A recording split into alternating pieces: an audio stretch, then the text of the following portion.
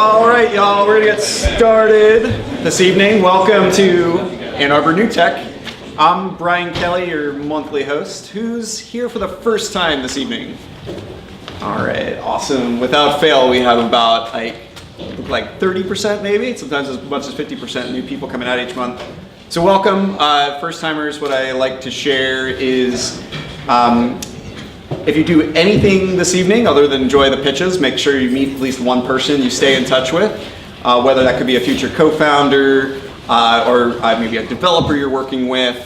There's a really interesting cross-section of people that have been coming out to this event for the last seven plus years that it's been running, and it's a unique opportunity. So I'm glad you're here. To date, we've had over 100 meetups, over 300 companies have pitched, and we have over 6,000 members. Show of hands, who went out to any of the Rise of the Rest events last week? I know I saw some of you there. Awesome, glad you made it out. If you were there for the fireside chat part where Steve Case, former founder AOL, it's kind of his like roadshow he does, but Dan Gilbert was also in from Detroit, which was notable to me because Dan doesn't often go out of Detroit. So the fact that he was out here was great, and actually a big theme of that event in some of the like breakout workshops I was in was how do we bridge Ann Arbor and Detroit specifically, but there's a number of cities in Southeast Michigan together more from a startup perspective. So tonight, coincidentally, is a great example of that because we have 5 companies that have come out from the Venture for America Accelerator program, which you're going to get a little brief on in a bit. Like if you did see some of the companies pitch, hopefully you recognize last week at Rise of the Rest, you probably recognize some of them from having pitched here in the past. So shout out to Sahi Cosmetics, who was selected, got the 100K investment. So why is this meetup important? Why did we create this? This meetup predates my being here in Ann Arbor. I moved here in 2012 to join a little company at the time, Duo Security, and actually one of the co-founders of Duo, Doug, had tried to get entrepreneurship going basically in Ann Arbor for some time that predated me by quite a while. And this meetup was an obvious thing to do. Other startup cities like Boulder that have had success in pulling people out and getting people together, got to get in the same place. Even though everyone here will meet, you can meet with anybody in this town, and it's nice to have one place where anybody can come to. They understand the format of the event, and they get to know each other each month. So I'm glad you're all here. We have 5 companies pitch for 5 minutes each. I run a timer, run a tight ship, and do my best too. And then you'll have 5 minutes to ask them questions. Anything goes. Just make sure your question is asked in the form of a question. Sometimes people like to share their opinions on the business, which is great, but it's really works better if you have a specific question that you're asking the founder about. There'll be plenty of time to chat afterward. A couple thank yous. A2 Geeks is a nonprofit dedicated to making Southeast Michigan, Ann Arbor, a great place for geeks and creatives to live, work, and play. Roger down here on the video. He volunteers his time every month to do this and puts these up on YouTube. If you search A2NewTech on YouTube, you can get to all of the past meetups pretty exhaustively, which is awesome. I don't do this alone, so there's a bunch of other organizers, volunteers that help put this together. Doug, Zach, Scott, David, thank you all. You'll see some of those folks around this evening. Shout out to the Entrepreneurship Clinic at U of M Law School. This nice brief up here that you saw, Dana Thompson, who's the director of the Entrepreneurship Clinic. If you're a company in Michigan, especially if you're a startup, you can get free IP, corporate, and various legal services from law students. So contact Laura, the clinic administrator, and they'll get you hooked up. They also, by the way, donate this space to us every month, so we appreciate that greatly.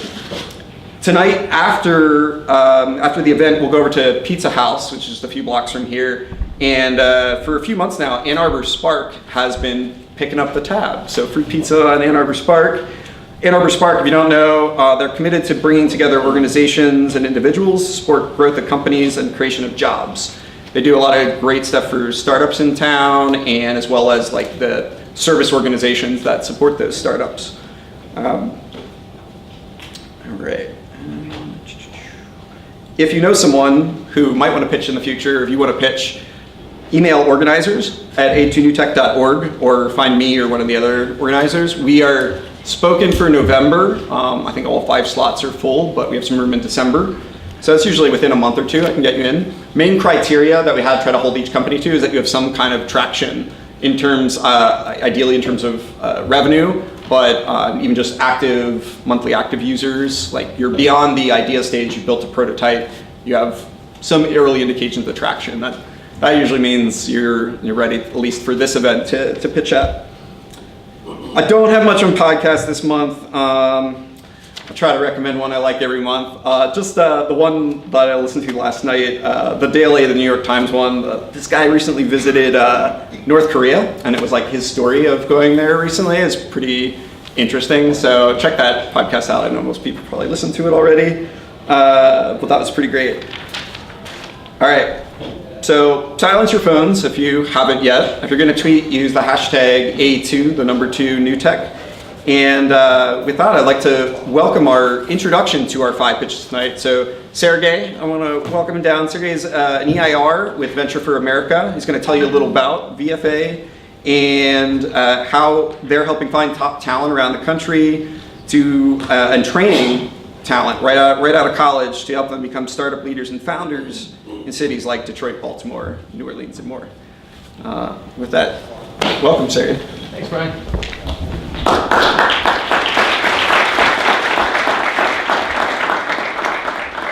All right, big thanks to Brian for organizing and Doug for inviting all of us to pitch here today. So I'm very excited to tell you about Venture for America. And I want to start off with this number here. All of us that are very entrenched in tech community think that entrepreneurship is all around us, right? Startups are being started all the time. We don't need any more startups. Well, the fact is that just a few years ago, we were at a 40-year low, since 1977, 40-year low of new companies, new businesses being created in this country.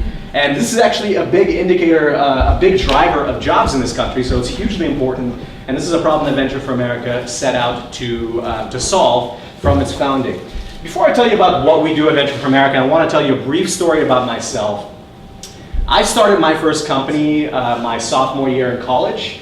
Of course, if selling my 1998 Toyota Solara to a guy to pay somebody else to build an app that took a year to build and never made any money, it counts as a startup at a company, then yes, that's exactly what I did. But the point is not that big failure. That you would think that this would accelerate my on-ramp to entrepreneurship, but I actually took a big detour. I had promised my parents, my family, my community that I was going to graduate with a finance degree, go out there and get a responsible job, make money, do the whole thing that we're expected to do, and that's what I did. And very shortly after, I was miserable, as you might expect. I automated my job, so it took about 15 minutes to do, and I spent the rest of my time essentially looking for startup jobs, reading TechCrunch every single day, and participating in events like this with the hope that maybe I can relaunch a successful company. Not surprisingly, this is a startup weekend in 2009 in Boston. This company failed as well, and I learned fairly quickly that I actually need to learn from other founders what it takes to launch a business. And that's what I did. I joined a company that ended up being fairly successful, that led to my next startup, led to the next one, and ultimately gave me the confidence to start a business of my own that I'm happy to say did a little bit better than the one that I started in college and led me to the job that I have now at Venture for America, which is helping young people all over the country start businesses. But I did this in Boston and New York. I joined startups in Boston and I started my company in New York. And the thing is, Boston and New York and San Francisco don't need more people like me and don't need more ambitious people like that to start companies there and to work for startups there. But cities like Detroit do. And cities like New Orleans and Baltimore and the other 18 cities that we're in do need that talent. There are great companies there and they just need that infusion of talent to help those companies grow. So how do we get that talent to those companies? It's not enough to just have great founders and great businesses that have a lot of funding. That's not enough to get the people to come to these cities. What you need is a foundation, and you need a community so they feel like they're not doing it alone. And quite frankly, so it's easy for them to tell their parents that, hey, I'm gonna go take a job that's maybe 60% of the salary that I'm gonna have otherwise, and I'm gonna go to this city that you never thought I would go to. So you have to create that community, and that's what we've been able to do at Venture for America. I'm happy to say that in 6 short years, we've been able to put 700 people, close to 700 people through our fellowship. We have a very selective process, about 10 to 15% acceptance rate for the 2-year fellowship. And we send these kids to go to study for 5 weeks at Brown University, where they go through an intensive program. They work in small teams to try to make big things happen, where we hopefully simulate what work at a startup could be like. And then they go off to one of our 18 cities to learn from founders and ultimately start businesses for themselves. It's not enough to just send people to work in these startups. We have to give them the foundation to eventually launch their own businesses, because that's what's ultimately going to contribute to job creation. And we've been able to do just that in the 5 years or 6 years or so since we started. We have about 20% of our fellows and alumni at any given point in time working on launching their own businesses. The ones that have seen some traction across all of them have raised $35 million, and this number is going up very quickly. They employ 176 people across all of them. And some of them are doing really cool things, like this company that went through our first cohort of our internal accelerator program. This is Ash and Ari. They were started in Detroit. They're still in Detroit. They're going to be on Shark Tank this Sunday at 9 o'clock. You should check it out. We can see how they do and root them along. And it all starts with programs that we put on, like the accelerator. We brought it to Detroit for the first time this year. This is just our 3rd cohort. We have 7 companies in this cohort. 5 of them are tech companies that you're going to hear from today, and I'm really excited for you to hear from them. And we do all of this with support from our donors. We have 35 people in New York and in cities like Detroit that are doing all of this. The whole fellowship program, all of this founder-focused programming, and we can't do it without our donors. So if you want to learn more about the nonprofit, about the fellowship model and our programs that we run, please talk to me. Chris Landa, our director of programs, is right there. You can talk to her. Caroline Hatfield is our accelerator coordinator who helps me run the program, and of course the fellows that you see here who are taking this risk, this entrepreneurial risk. My one big ask for you is just to listen to these pitches, to open up your networks and help these founders. Most of their asks are going to be around the 2 things that matter, which is customers or funding, right? You can't have that. You can't survive and have a business if you don't have that. So if you can help them in that regard, please do. Thank you.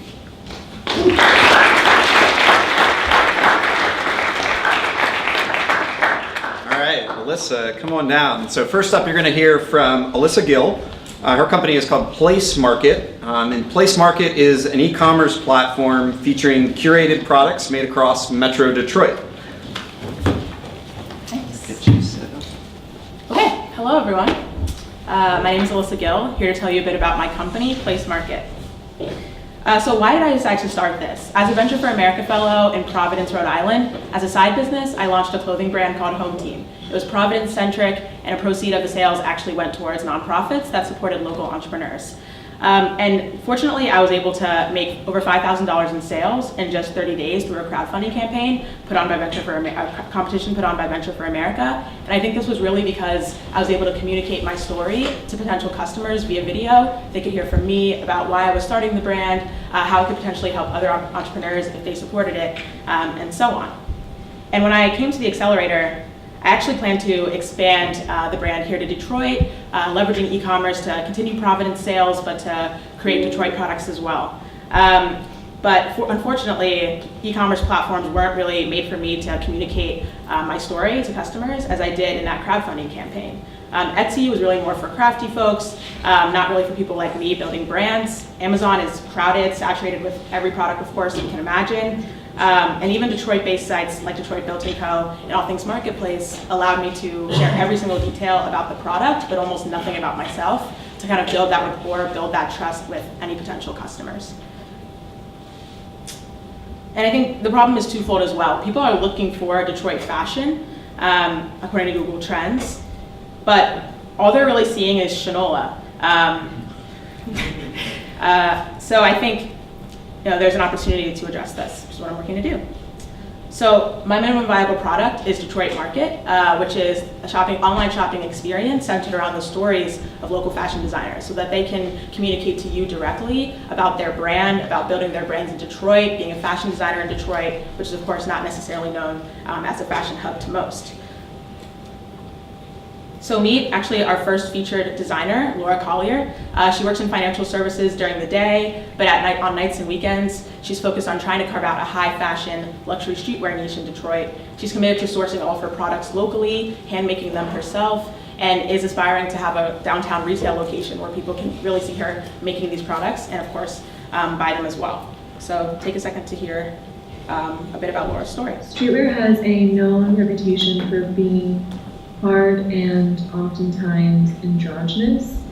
BC takes a standpoint that streetwear can be elegant and classy, and it's creating garments to reflect that. So the basis of EC's conception was this desire to play with the juxtaposition between elegance and grittiness. So when you're shopping on the site, you get to hear Laura say this herself. She's talking a bit about creating a luxury streetwear brand and kind of putting her own spin on it through her brand, Katrina Collier. And similarly, when you're scrolling through her products, you'll get a little description of the hoodie, and then you'll hear her kind of discuss the design of it, sourcing the materials locally, as I said previously. So it's not just Laura that we're working with at first. We're actually launching with the pilot with 3 designers. Over there, Kenyatta Caldwell, she's a mother of 6. She's launching 2 brands of her own on top of helping to get Pingree Detroit off the ground. Pingree is actually upcycling materials from the auto industry to create leather goods and to employ veterans while doing so. Ashton is actually a Michigan State student, and I might be sensitive right now, but he is in a fashion incubator in East Lansing and managed to take his brand all the way to Paris while being a full-time student and having 2 campus jobs. And I think these designers can and should have a voice as loud as Shinola's, and hopefully the aggregate of their stories as well as their products will kind of draw some attention to them and help them sell more. So I'm excited to be working with each of them and honestly honored that they think that what I'm doing is worth money. So they're each paying me a monthly listing fee as well as a small percentage of their sales. So this is kind of the first business model we're trying. And of course, in order for them to be successful, in order for me to be successful, we'll have to acquire customers. So currently formalizing partnerships with 3 social media influencers who have a combined audience of over 14,000 people in Detroit and abroad and beyond. So that'll help them diversify their customer base. And we just launched. So I hope that you'll shop and share on DetroitMarket.co as well as follow us on our social media handles and learn more about these designers, hear from them themselves, and tell your friends about them. Thank you.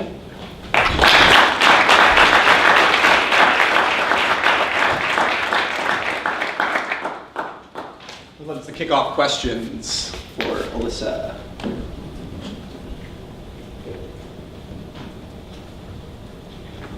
Right back there. Yeah, how did you initially get started? Like, what interest did you have in this? Yeah, given that I had started my own fashion brand, I faced some of the challenges that they faced. Like, I was in a small market, not really known for fashion in Providence, Rhode Island, and I found that I could connect with customers in person and tell them a bit about my story, being a young entrepreneur, starting a brand myself, and I think people really responded well to that, but struggled to find those customers who would care about supporting someone like me online. So trying to kind of recreate that inner personality by allowing designers to tell their stories themselves and make the shopper feel like they're getting to know them. So really addressing a problem that I had, so decided to work on that in the VFA Accelerator. Yeah. Hopefully that answers your question. Thank you. So how did you find the customers you have now, and how do you plan on getting more of them? Yeah, so I got here in a weekend. There was actually a fashion trade show, so I just went around handing out business cards, introducing myself to folks, telling them a bit about my idea, and bribed them with coffee so that they would sit down with me. And they basically agreed to kind of take a chance on me and on this idea. How I plan to find more of them, once I kind of have gotten in the door in the fashion scene, I'm getting invited to these designers' shows, to their pop-up shops, just being introduced to their friends. So that organic networking has been how I've found customers so far and how I'll continue to find them in the short term. Are you doing anything with the Avenue of Fashions? Sorry?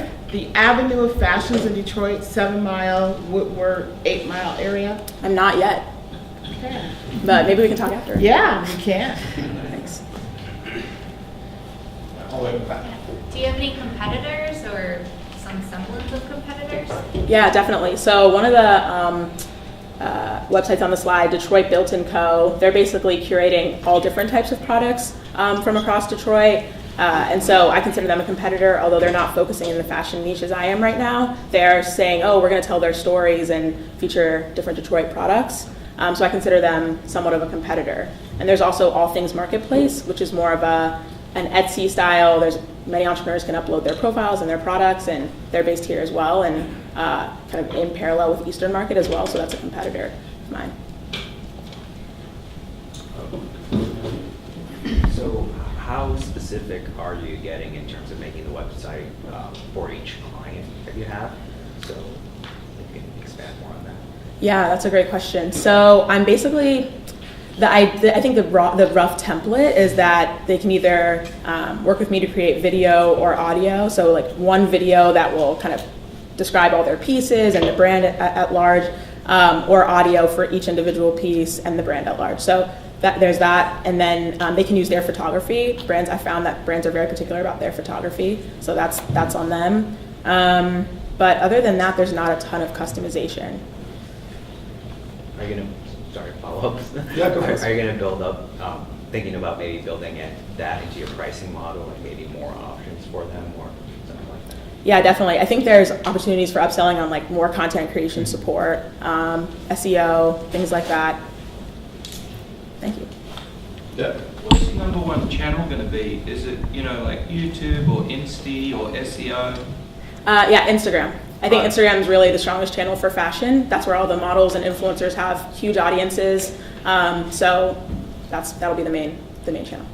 But you can only have one link there, right? Even though you've got all the different artists. Have you found some technology or something that can help you get them faster to each artist, or is there any strategies there? I don't know. Sorry, I don't think I... Just like it only allow you to have one link on Instagram, right? So you can just bring them to one place rather than, right? That's right within, right. So if you've got your different artists and you feature them, you want to get the people to that artist right away. Is there a way you found to do that?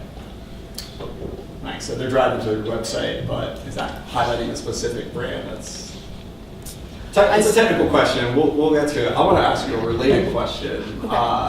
Have you got any influencers that you have got to promote this brand? Like, what has that process been like? Yeah, so formalizing partnerships with 3 models right now, and that's, I think, similarly, many of these designers have friends in that space, so networking through them. And in fact, Kenyatta, one of the designers, introduced me to one of the models who's also her photographer, so it all just they all work together in that ecosystem. Cool.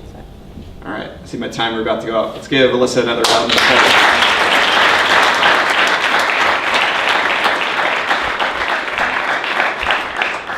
All right, next up, we have PathSpot. So Dutch and Christine are going to be telling you about PathSpot, which is a portable device that protects against foodborne illness. They're first launching in restaurants. PathSpot indicates the presence of harmful bacteria on a work surface, cooking utensils, or an employee's hands. And they are ready to go, so take it away. Hi, I'm Dutch Waanders. And I'm Christine Schindler. And we're incredibly excited to be here as the co-founders of PathSpot Technologies.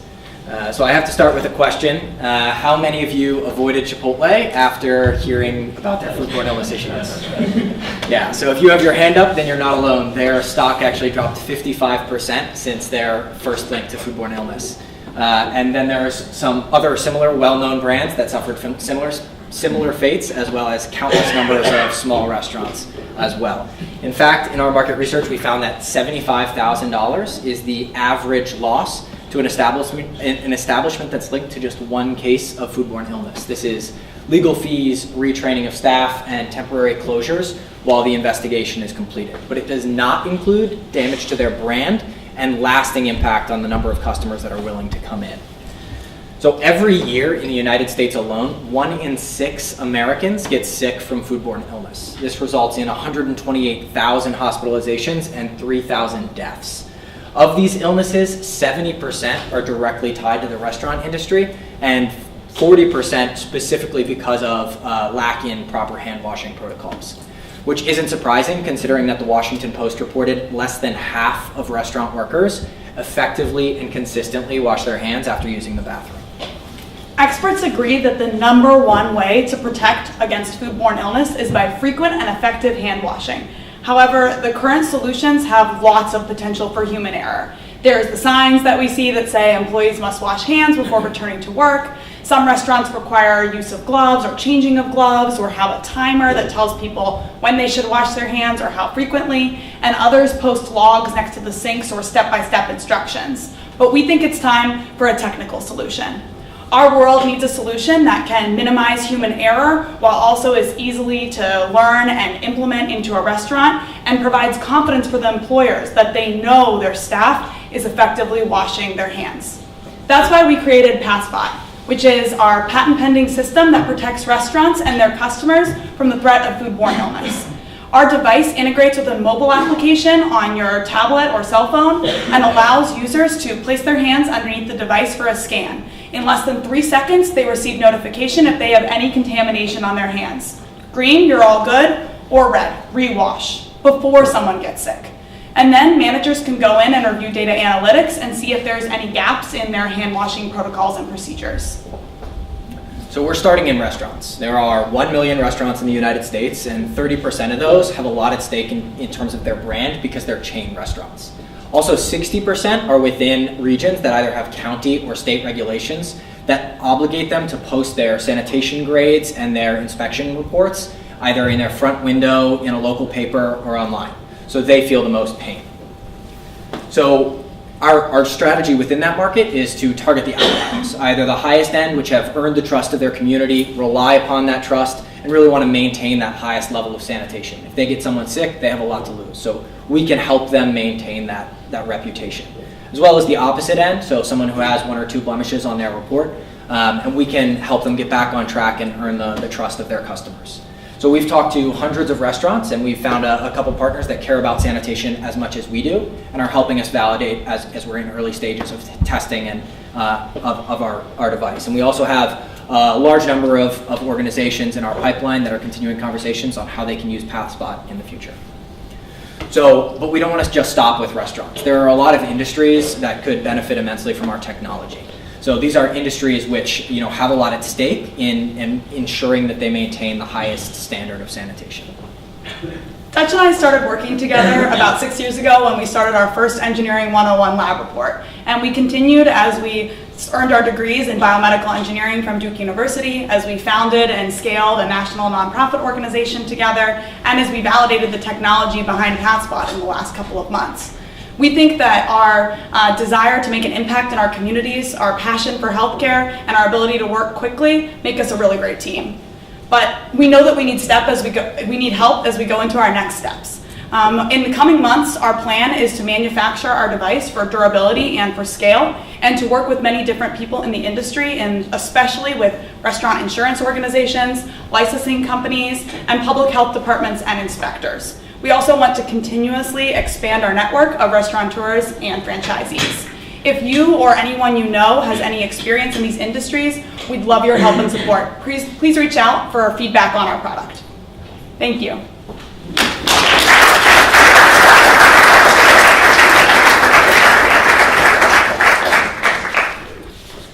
Great pitch. Kick us off in the back. So what's the detection method, or let me put it this way, what kind of technology do you use to detect the foodborne illnesses or contaminants? It uses visible light fluorescence spectroscopy.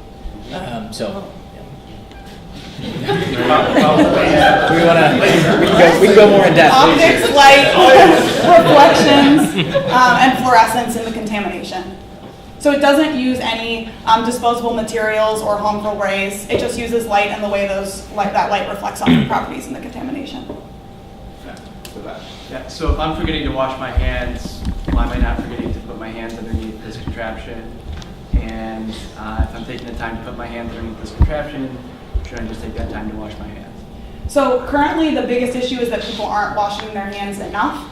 People think they can just run their hands under water or aren't scrubbing long enough. The device works simultaneously, so you just put your hands under and it instantly tells you. So management teams have said, one, it will really help cut down their time. They don't have to be constantly watching every single employee. They can just see if they're putting their hands underneath instead of counting, are they singing happy birthday twice kind of thing. Also, with the data analytics tool, it helps restaurants not only see when people are failing, but also when people aren't washing. So if you, for example, could see that from 2 to 4 p.m., when it wasn't that busy, there were 60 hand washes in your restaurant, but from 4 to 8, when it got really busy and a lot of people were coming in, suddenly there was only 20 scans, you could talk to that shift and recognize that there's a discrepancy that could be based on just not washing. Is there some kind of biometric where you can tell, oh, Joe really isn't washing his hands instead? Yeah, right now it doesn't do that, but we think that we could incorporate with a lot of the restaurants already using RFID chips, so we would just know who the employee was. Question right here. Do you know what your false negative rate is for detecting pathogens?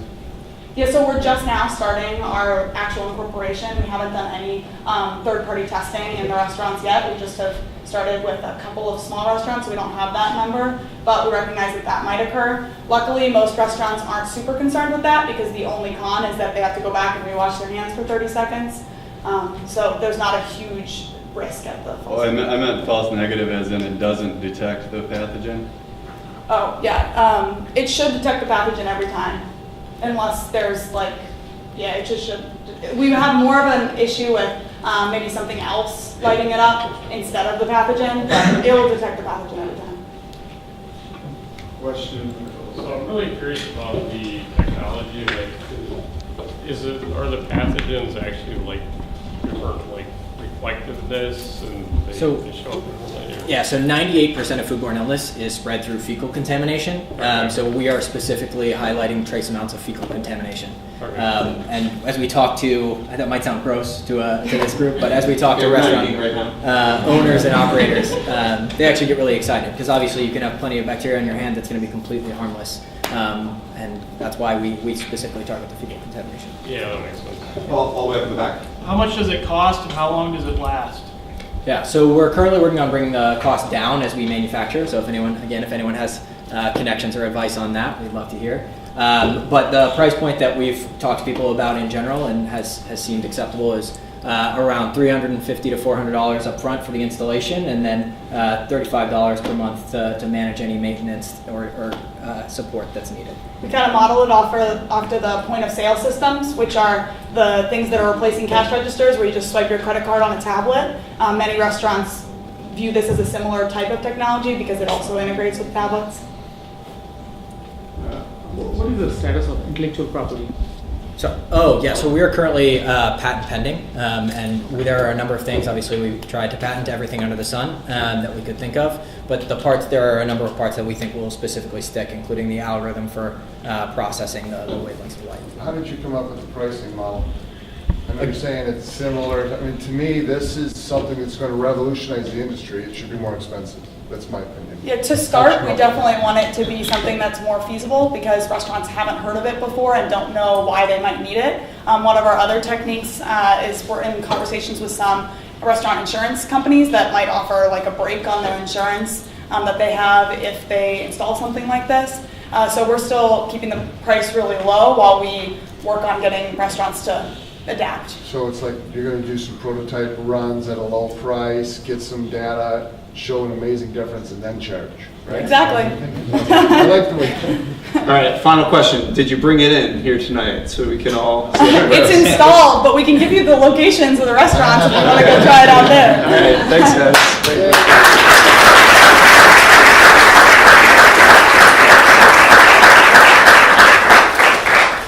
Lots of great questions. Thanks everyone.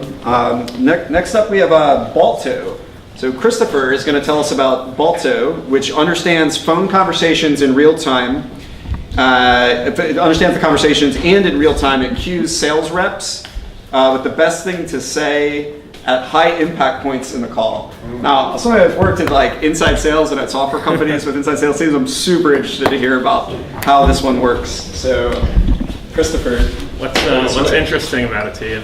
Well, I mean, it's kind of like holy grail of making sales teams more efficient and ramping up quickly. So I'm just messing with you. Thank you. That's sales 101 right there. That's how you know. Cool guys. So yeah, my name's Chris Kontes. I'm with Balto Software. We are indeed a what we call live call guidance. And what that means is we build software that integrates with phone systems and call centers for sales teams, customer service teams, and so forth, understands what's going on in those calls, and in real time is feeding the reps the best data in order to get the most desirable outcome, whether it's the sale or a happy customer, whatever that might be. So I will dive in. This is me on the left. This is my co-founder on the right. We are no strangers to making phone calls and making sales and being weird. at it and needing help through the process. This is the slide that like humanizes us and makes you like me more.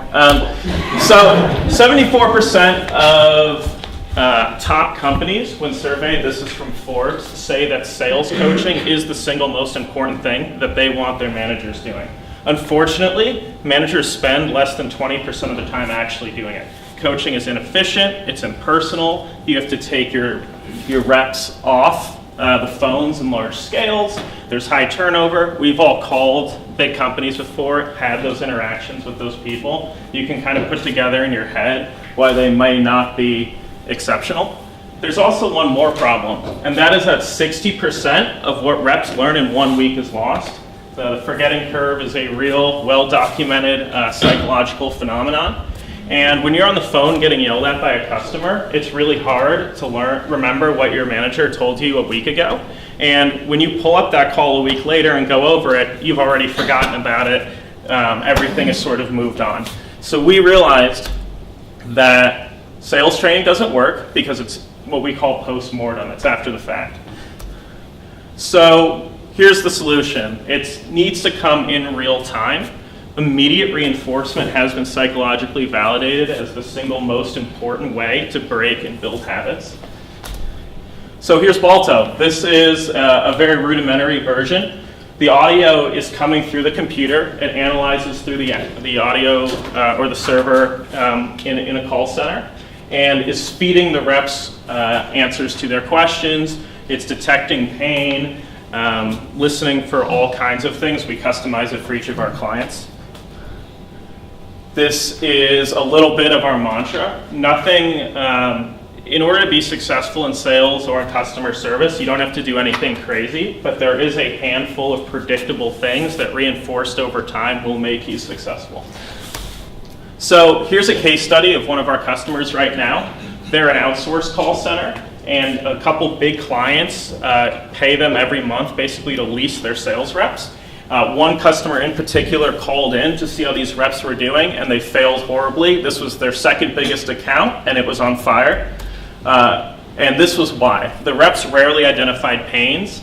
What a pain is in sales is when you admit you have a problem to the salesperson. That's a great opportunity to dig. It's kind of why I asked you that open-ended question in the beginning. And their reps weren't doing that. That's the number one driver of success. Reps are selling on features, not benefits, meaning the people they were talking to failed to understand how the benefits of the product might actually apply to them, and they weren't asking good questions. So here's what Balto did. We increased the pains per call by about 2.9 times, and you'll see a little bit about this on the next slide. Increased benefits first language and got them asking more questions. And what that meant was the interest per call that people showed went up by 2.8 times. The pains they expressed went up by 2.9 times. If you have a call with no pains expressed by a customer versus something with a call with one, the chances you make a sale go up by about 70%. So that's incredibly impactful statistic to increase. So here we are. We founded January 20th of this year, made our first sale June 4th to a local call center. We're actually based out of St. Louis, and we're between here and Detroit, so we sold to a local company in St. Louis. And kind of have been selling ever since. Acme, which is that case study I showed you, they are a real company, not called Acme, actually increased their contract size with us yesterday from that pilot to over 100 reps. Empire today is signed on with us a couple months ago, about a month ago, and within a week called us up and credited us with reducing cancellations. So those are two of our two large companies. Acme is over 500 reps, so that's kind of the goal, and of course Empire has even more. So a lot of our opportunities right now are in the pilot stage. They're paid pilots, but there's huge upsell opportunities that we're really excited about. Thank you. So we are bootstrapped right now. We're not really looking for investment yet, but we might be early next year. If you want to start that conversation, this is the first time I've ever asked for investment. So if you want to talk, happy to. A2 at baltosoftware.com. We're a tech company, so we made like our own email. And if you know any potential customers, large enterprise sales or customer service organizations, of course, let me know. Thanks, guys.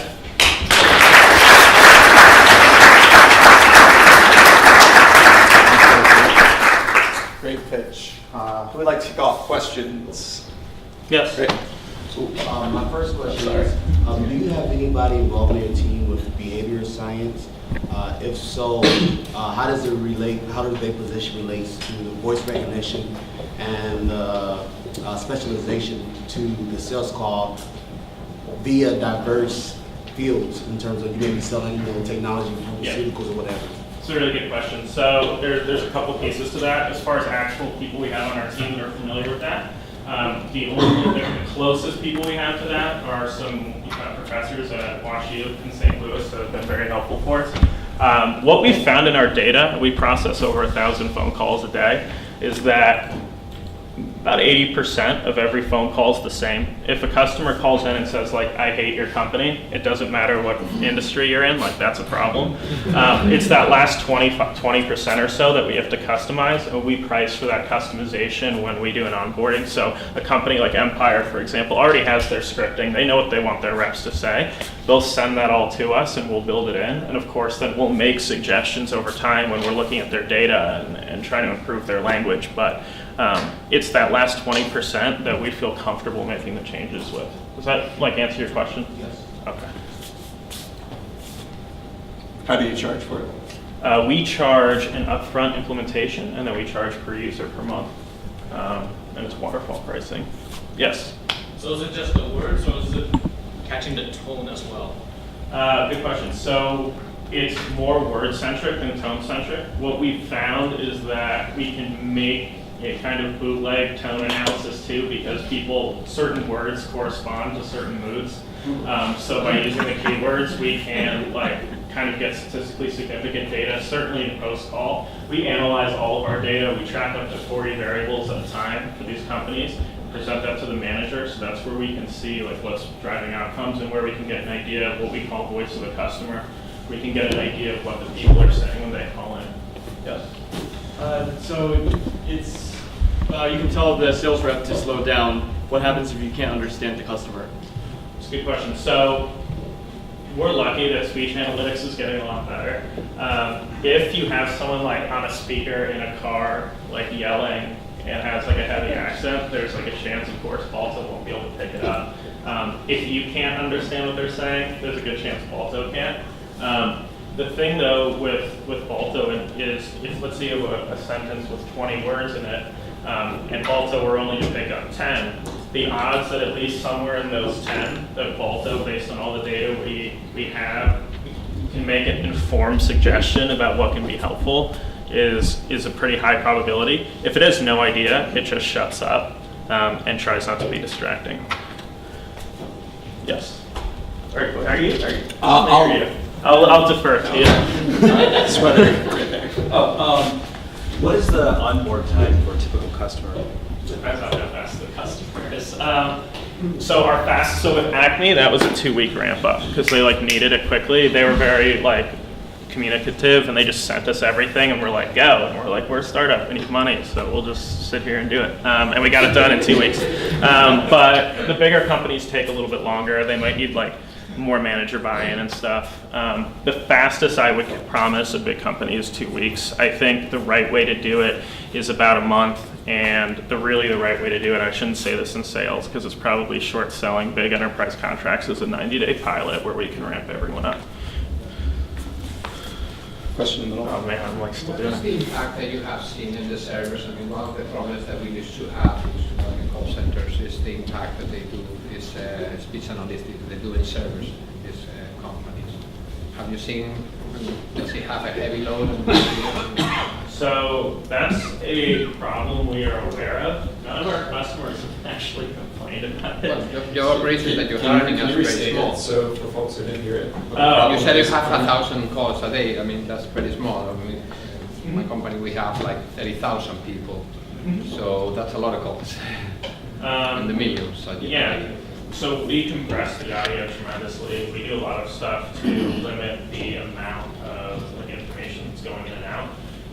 Without knowing your technical environment, though, I wouldn't be able to say if it would be a burden on your system or not. So far, we haven't had that issue. It certainly is an issue, at least in the theoretical, and will probably manifest itself in the practical at some point.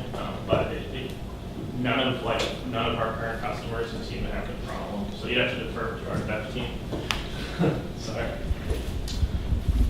Last question. Yeah, I was just curious too. Well, it's a two-sided question. One, have you guys ever thought about creating automated system? Like you were saying that there's two parts to the normally a sales call.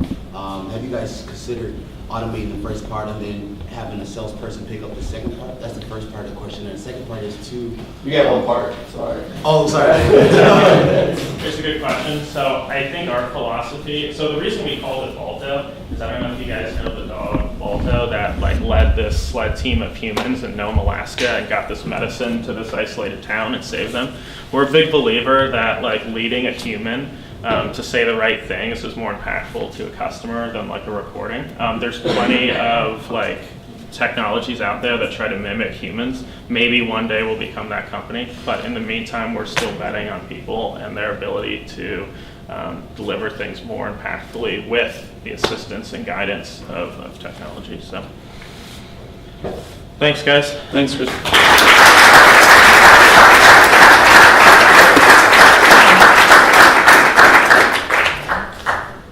All right, next up we have Brandon. Brandon comes from a company called Clyde. Clyde enables online and physical stores to offer extended warranties and insurance for their products with all the benefits and none of the hassle. So you can now say hashtag InsurTech at A2NewTech. I'm pretty happy about that. And I'll help him get set up here. Just hit yes. All right. All right, Cool. take it away. All right, everyone. My name is Brandon Gill, and today I'll be talking about Clyde. So, hang on, something's wrong. Try 3. I think it might be our cable.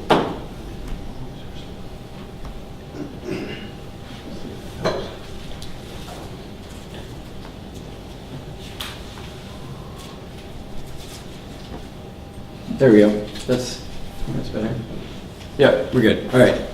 So, you know when you guys go to a Walmart or a Best Buy and they offer you an extended warranty at the point of sale, more than 30% of people that are offered those deals go for them.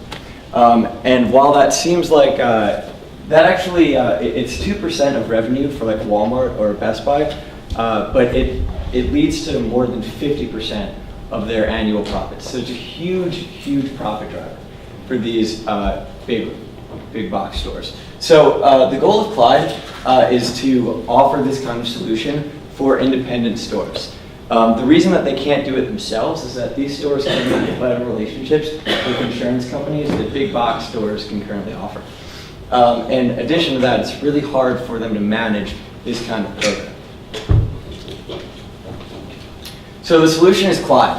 Clyde is a product and software agnostic solution that allows independent businesses to sell extended warranties and insurance at the point of sale. The way that we do that is Clyde, instead of the businesses needing to go build these relationships with insurance companies, which is an impossible feat to do, Clyde has gone ahead and made these relationships with national insurance companies and then built an online integration and plugin so these stores can easily onboard their products and then sell extended warranties and insurance at the point of sale. It's a huge revenue. It has potential to be a huge revenue driver for these companies, and it's a fairly easy onboarding process online and for their physical point of sales. So the market size is really massive. You can see up on that top graph on the left side, that sharp angle, that represents your Walmarts and your Best Buys of the world. So that's the head of the market. So we're building Clyde to attack the long tail of the market.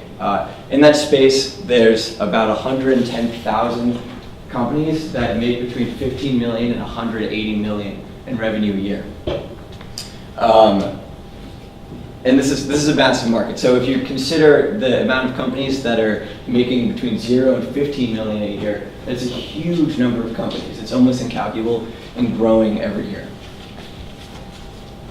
So I'll give you an example of a use case that has currently agreed to offer Clyde once we release in January. So Detroit Bikes, they sell about 10,000 bikes a year. On average, they sell bikes for about $700. They don't currently have an extended warranty program, and they don't currently offer insurance at the point of sale.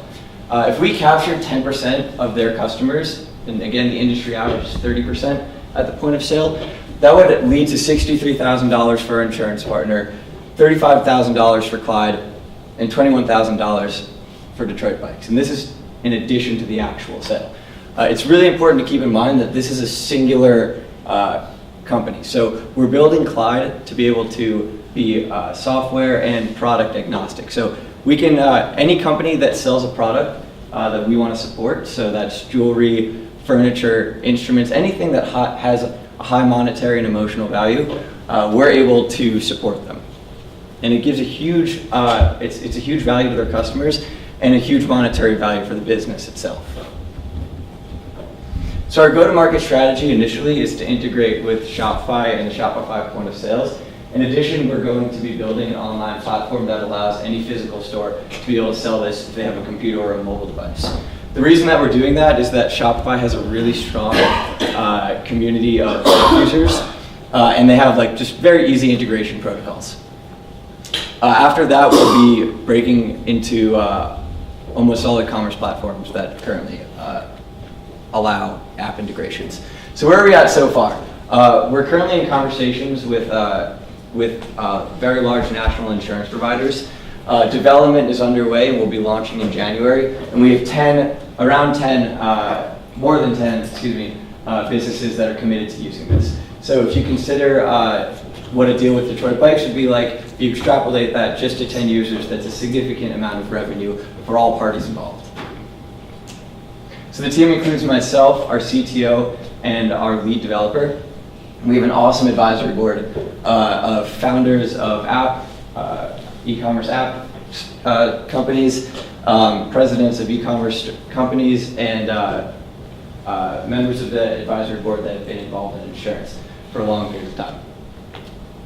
So our ask to you guys is introductions to any companies that you feel might have interest in offering Clyde. And obviously, we're ramping up to raise an angel round, and we'd love any intro to angels that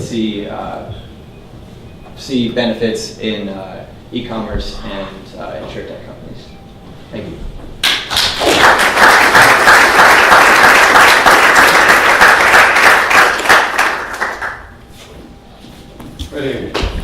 E-commerce is exceptionally sensitive to fall off during purchase policy, and as people purchase, 48-60% if you're less than 3 seconds off. How do you ensure that you're absolutely integrated with the pricing? Yeah. So we have a white labeled service, so the businesses are able to decide how they want to offer the service. If they feel like their customers, like for a higher priced product like a bike, for example, if they're comfortable selling that with an upsell or a pop-up after you add it to cart, they have that option. They also have the option of adding it within the cart. So the customer's already checking out and it's like as if you wanted to add gift wrapping. So that's on the business to decide. And I also didn't mention this, and it's fairly important. The business has the option to decide their own margins. So we give them a policy that includes our service fee and the actual price of the policy, and that business gets to decide what their margin is. We recommend a price, but they ultimately have the decision. Yes? Who writes the contract that governs this transaction? Yeah. So that's the great thing about Clyde is that the businesses don't have to take on that risk, and we don't actually take on that risk either. So we're in conversations with national insurance providers right now. I can't really say it, unfortunately, but if all goes well, you'll see us in a few months. So they're doing this out of the goodness of their heart? No, I mean, they make money. So I saw you on that Detroit Bike slide. They actually they're the ones that are underwriting the policy. So they're receiving the majority of the investment from the customer. So your lead generation for these insurance companies, what's to prevent them from doing it themselves? And is there examples of anyone doing it themselves? Yeah, great question. So Lemonade actually just came out with an API that's not doing this, but in some form enables it. But they're more attacking renter's insurance, allowing you to apply specific products onto that. I mean, that's a great question. So a lot of companies don't want to deal with the hassle of integrating with, potentially hundreds of individual businesses. And that's the real reason why Clyde has the opportunity to exist. Yeah. Because we're willing to deal with it. And we're willing to build automated processes so we can scale. I have more questions, but we'll hold back. Who else has a question? Oh, man, you guys are Yes. going to go. What percentage of your revenue will be coming from bricks and mortar versus online stores? Yeah, that's really hard to say right now, and I don't have a good answer for you. What I can tell you is that there's a massive amount of e-commerce stores on the internet, and a lot of them, 23% of e-commerce stores, sell products that Clyde can cover. And then that's a growing number. This information is really hard to find on the internet because there's just such a massive amount of stores. Yeah, so that's really the best answer I can give you. But are you attacking customers or prospects that have both, or just online? Certainly, yeah. So Detroit Bikes is a great example. Yeah, they have both. They have a physical retail store that uses the Shopify point of sale, and they have an online store that's on Shopify. So they're a great example of a company that is going to be able to onboard within a couple days. Yes. Detroit Bike also has retailers that use their product, and those retailers tie into your service? So we're agnostic. It does not matter what platform you use eventually, but so just because they're getting Detroit Bikes and Detroit Bikes offers this service, it doesn't mean that the bikes that they get can offer Clyde, but those stores themselves can offer Clyde for any of the products that they sell.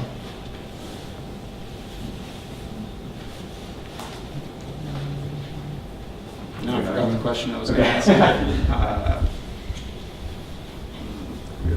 Down here in the front. Where did you come up with the name Clyde? Yeah, so that's sort of a funny story. My previous job, I built a robot that helped us work with a calibration device, and we named it Clyde. And I was working on that robot at the time. The real reason it's named Clyde is because insurance and insurtech generally isn't a very humanizing industry, and the names associated with insurtech companies are really not humanizing. So we wanted to take that approach and inspired by our robot Clyde. Cool. I remember my final question for you. You studied architecture in school. Yeah. How do you go to that? Like, why are you and this team the one to build insurtech product? We see it more than anything. We're a technology company, which means that we need to provide the best possible customer service and experience for customers. So it's very sensitive for us to be going into someone's website and be adding a button, essentially. So we see that as almost our main focus, trying to make this as seamless as a process for customers and for businesses when they're on board. Cool. Thanks so much for pitching.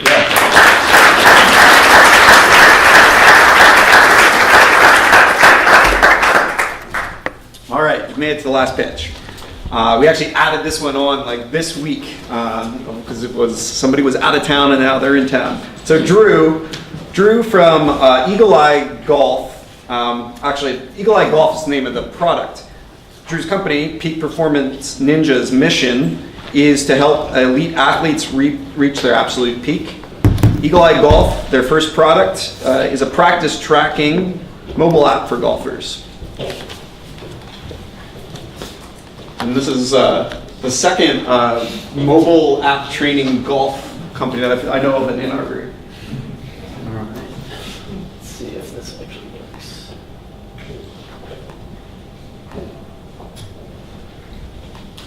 These over here. All right, perfect. Well, hi everybody, Drew Jankowski, great to be here. How many of you are golfers?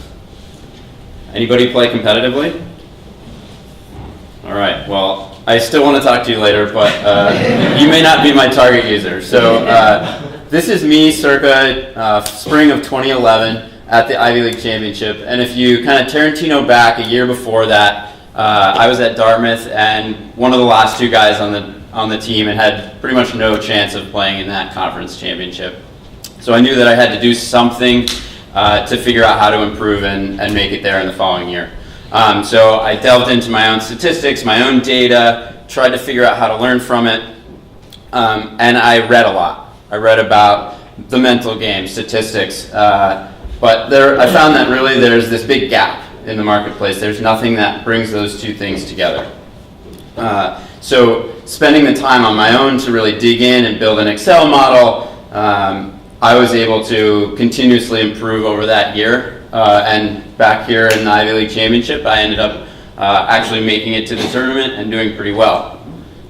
So Eagle Eye Golf is bridging that gap between the data and the learning. How does that actually work? Well, the player inputs the data that they're generating every time they hit a golf shot. Eagle Eye is performing that analysis like I was doing with the Excel models. It's providing insights back to the player so they can practice and improve based on their own personal data. In terms of actual data that we're asking the user to provide, it's how far was their target? How far short or long did the ball come down? And how far left or right did the ball come down? So it's really 2 data points. And you can see that we packaged it up nice and easy and clean interface for the user. Then Eagle Eye performs the magic. That's the analysis behind the scenes. And we deliver it back to the player in the form of shot dispersions, rankings about where their specific shots fall, as well as practice plans so they can actually go out and try to improve based on those strengths and weaknesses that Eagle Eye understands. And eventually that yields better performance and hopefully more wins for the player. It works because of deliberate practice, giving them insights that they can follow on a repeated basis. This is Ben Hogan. He sort of invented that concept for golfers and became one of the most well-known in history because of that. And you can actually see here that 1% improvement week over week for a whole year is a 67% increase in performance, and that's pretty profound impact. In terms of who we're actually targeting, we're starting with competitive golfers. There's 250,000 of those between high school, college, and competitive amateurs. And they spend over $1 billion trying to improve every year. That's between instruction and equipment. But that's also part of a larger market of 2 million handicapped golfers in the United States, and they spend $4.5 billion a year on that same improvement. In terms of how we're getting to market, we're starting with college teams first because they have the biggest budget and the most need and desire to improve. It's also the perfect tie-in for my own personal network of other college teams that I've interacted with over the years. And then come the springtime, we'll start working with state golf associations and private clubs as well to access some more of those excited competitive players. To date, we released in the App Store in the middle of August, and we've pushed six new versions of the app with new features since then. And as of about 45 minutes ago, we had 94 users on the app, and we're working closely with them to iterate and try and make them more engaged. In terms of scaling, there's actually an $8 billion worldwide market for equipment in golf, and talking to equipment manufacturers, they're interested in the specific targeted opportunities for advertising to the golfers, as well as the aggregated data that comes out of the app. Similarly, for courses and instruction professionals, they're interested in those same golfers invested in improving. And now is a perfect time to attack this because rounds have been up over the last few years, and the new technology with machine learning and data analysis is not being applied to golf yet. As far as the team goes, it's myself full-time. As I mentioned, I'm a golfer, I'm an engineer, I'm a product manager, and I have a part-time partner helping out on the tech side as well. In terms of what I'm looking for, other tech-minded athletes, I'm looking for a co-founder. If you're interested in talking to college coaches, or if you're interested in building on the other side of things, let me know. I'll be right over here. Thank you.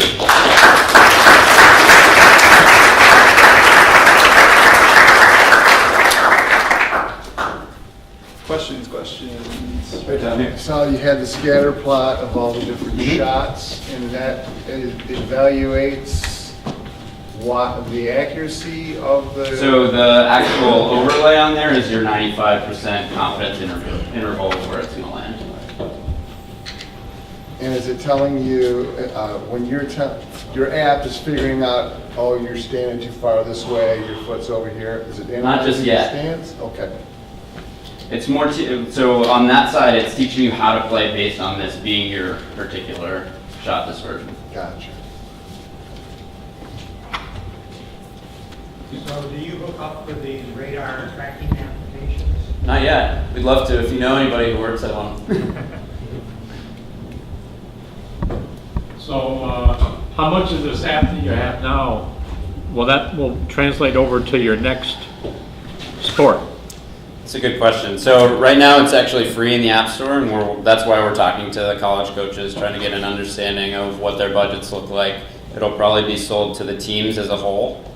No, I meant the next sport you go after, you can't use the distribution of the golf ball. Right. How you going to make that work for hockey or baseball?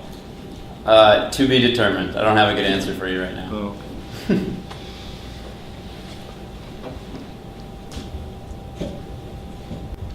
Pictures, that's pictures, obviously. Pictures, right? Of those 94 users, how have you determined like if they're getting value out of it? I'm just curious of your like discovery process during that. Like what makes them sticky, or how do you define that? Yeah, I mean, mostly looking for them to actually just be in the app, putting in their data, and like picking out those and going and talking to them directly and finding out. I mean, there's few. Yeah. What kind of feedback have you received so far? You know, half of these are just kind of friends and family who are, you know, not exactly super invested in improving, so they're less interested in like spending the time to deliberately put in their data. They want something that's going to just pick it up for them. So trying to figure out even more ways that we can reduce the friction to make it easy for people to put in. How long are you going to work on this? Like, what's your plan? That's a good question. I think that if we can prove the model with this, then and have it be sustainable, then it'll be time to start thinking about what are the next 2-3 sports and can we apply it to other things. Angela. So I'm sure you've probably been to a Top Golf where you get chip-enabled balls. Yep. Is that kind of part of your longer-term vision, or does that cut out having to put in that data? Yeah, in terms of getting the data, it's perfect model if we could have an API or some way to pull it out from Top Golf.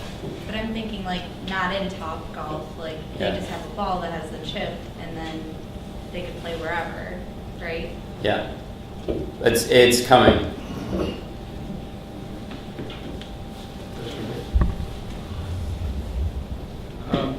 Are you familiar with 18 birdies? Yep. What do you think of it? It's more, so actually I have a good slide down here. On the kind of competitive recreational scale, they're way down on the recreational. They're for the, you know, there's 30 million golfers in the United States, and they're for the top 80%.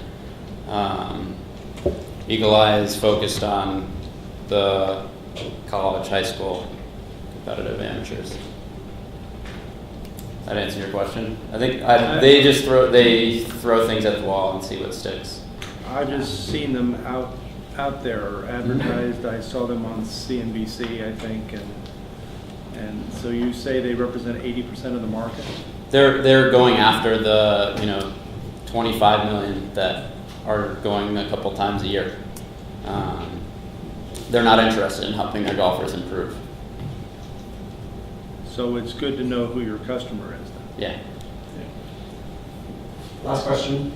I used to work for a language learning company, and one of the things that we saw was that we could have a program that had 200 courses or lessons in it. What we saw was a huge drop off after literally the 5th course. My question is like, what are you going to do to draw people back in to make the application sticky and keep bringing them back? Yeah, that's a good question. So one of the things, going back to simplifying the interface, if there's a distance finding interface in the app itself, there's a reason for them to use it every time they go to the golf course, even if it's just to find out how far they are to the fairway, to the green. All right, thank you, Drew. Thank you.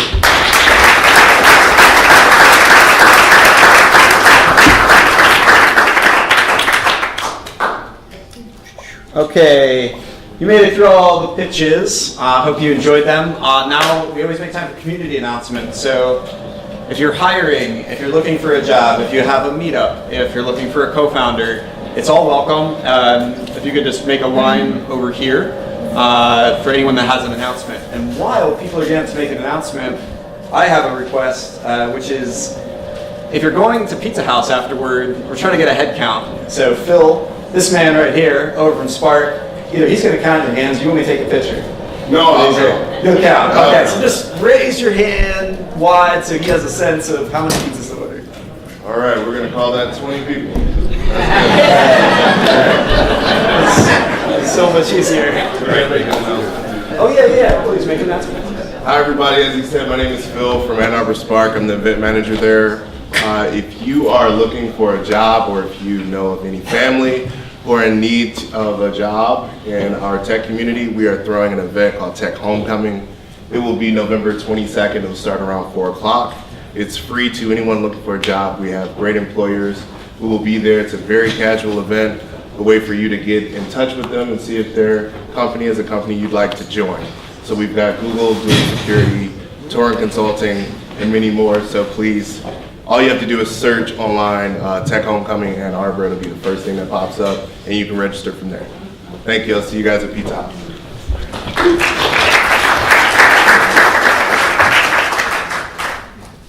Jump on in. Yeah, I'll lead away from you. Hi guys, I'm Sanjay from Care Forward Consulting. We're an auto injury case management company, and we were using a collection of apps to help the case managers manage the health care of those injured in a car accident. And we decided to try to condense all those apps that we're using, like T-Sheets for time tracking, Dropbox for file management, Tiny PDF for forms, and create one software platform, like a mobile website for our case managers to log into and then manage their clients that way. So we're looking for a developer right now, independent contractor maybe, who knows PHP, MySQL, and it's using a like a front-end user interface framework called Elephant. So if anyone knows anyone or has experience with that stuff, come see me. I'll be up there.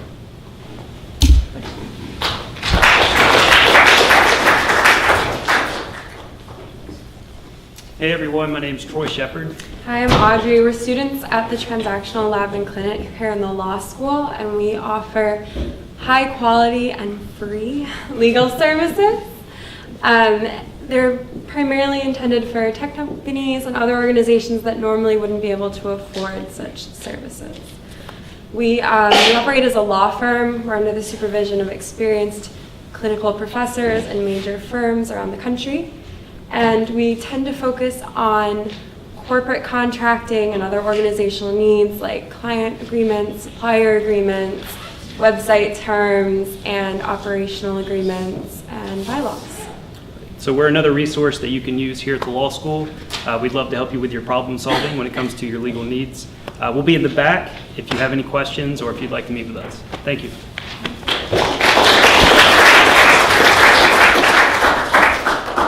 Hey everyone, my name is Scott Gosi. I run a couple events in town, so I'm going to go through them fast.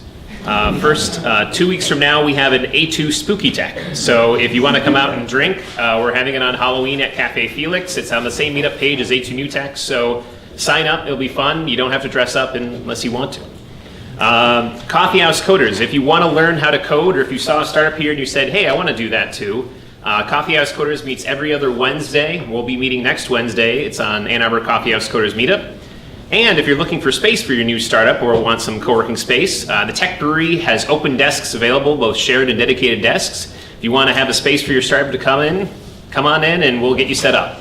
I'll be in the back like everyone else, and talk to me if you want anything else. Thanks.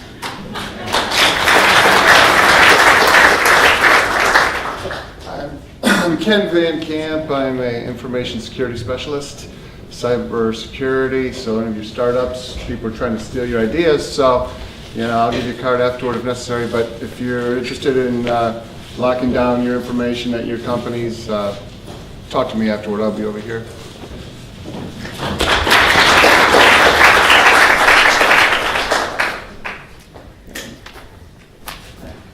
Hello everyone, I'm Ryan Landau. Just wanted to actually echo something we talked about in the beginning, kind of merging kind of the Ann Arbor and Detroit ecosystem. So one of the things that's happening next Tuesday at 6:30, there's a Detroit happy hour at Queen Bar in Detroit. I'm going to post it in the meetup. Just so everyone can see all the details, but the conversation is going to be a couple different things. One, what's happening in the Detroit community, and then I think even more important, what's happening here in Ann Arbor, because I think Detroit has a lot to learn from Ann Arbor, so it's just the beginning of the discussions. I'm going to post it. It's at Queen's Bar next Tuesday at 6 p.m. At Queen's Bar, and it's exactly what Brian was talking about before. How can we kind of like merge, kind of the Detroit and Ann Arbor ecosystems closer together?